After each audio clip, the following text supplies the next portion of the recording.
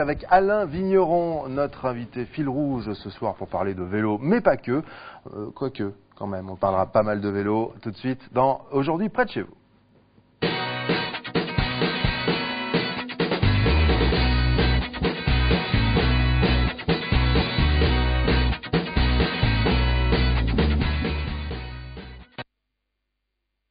Avec Christian, il adore Mindelsheim, c'est vrai. C'est vrai, c'est vrai. Vous avez des amis à oui, Mindelsheim, regardez sur la carte, c'est tout près de Strasbourg. Il y a beaucoup de commerces. C'est vrai, il y a beaucoup de belles choses. Depuis une dizaine d'années, l'association Extreme Bike organise des sorties VTT sur les sentiers d'Alsace. Elle s'est proposée de donner un cours de déraillage à Laure Girard et on y va tout de suite à Mindelsheim. Aujourd'hui, je vous propose une séance de VTT à Mindelsheim avec les membres du club Extreme Bike.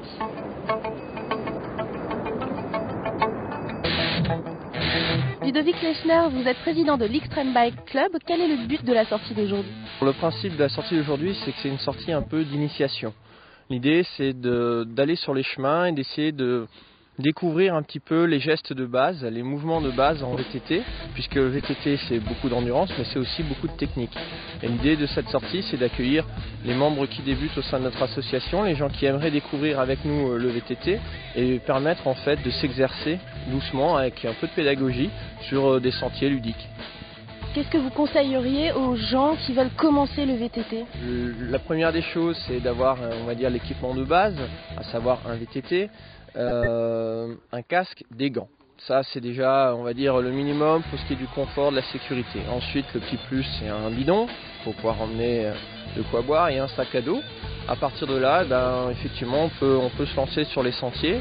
L'idéal, c'est de ne pas partir seul. C'est aussi l'esprit de notre association, c'est de rouler en groupe, de pouvoir s'aider quand il y a des difficultés.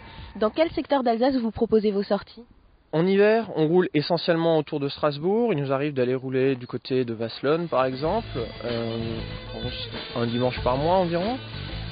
À partir de mai jusque fin octobre, on va effectivement rouler plutôt dans les Vosges, donc du côté de Schirmeck, Graine-d'Albruch, le Mont-Saint-Odile. Allez, ceux qui n'ont pas réussi à faire l'épingle, ils s'y recollent.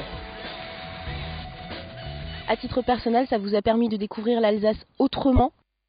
Ah, ça c'est sûr, je dirais, bon, ça fait une dizaine d'années maintenant qu'on fait du VTT.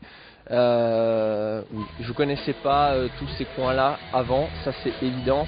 Le VTT c'est vraiment l'idéal pour découvrir, ça permet de parcourir une bonne distance en fait. Oh la belle chute, Laure Girard, bonsoir. Bien croûté. Heureusement, il avait ses copains de l'Extreme Bike Club qui l'ont aidé à se relever et c'est ça l'importance de ce club. Pour vous inscrire, vous pouvez vous rendre sur le site internet www.xbc.fr.st, c'est un blog en fait. Tout le monde est la bienvenue à partir de 16 ans et même vous, Alain Vigneron, si vous souhaitez faire du VTT. Non, il n'en peut plus de faire du vélo. Non, il n'en peut plus du vélo. Arrêtez les propositions. Il n'en peut plus. Est-ce que vous êtes d'accord avec ce que dit la personne dans le sujet? On découvre sa région différemment à vélo.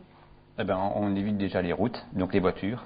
Donc on a quelques chances de ne pas se faire écraser, ce qui est toujours une bonne chose quand on veut faire du vélo plus que quelques minutes. Non, plus sérieusement, le VTT a pris un petit peu un peu d'avance sur la route, puisque à 30 ou 40 bornes autour de Strasbourg, la circulation est ce que vous savez. Oui. Et donc c'est vrai qu'à travers les sentiers du Corosberg ou Saint-Odile, eh bien, on peut voir l'Alsace d'une autre manière que celle depuis les routes. Et vous, à titre personnel, les plus belles routes que vous avez pratiquées finalement, ça reste celle de la vallée de la Bruche ou... En Alsace, bien entendu, c'est là où on habite. La vallée, le col du Donon, le champ du Feu. C'est les routes des débuts en fait, qui restent toujours... Les routes de légende, qu'on peut dire maintenant. En parlant de légende, il y avait les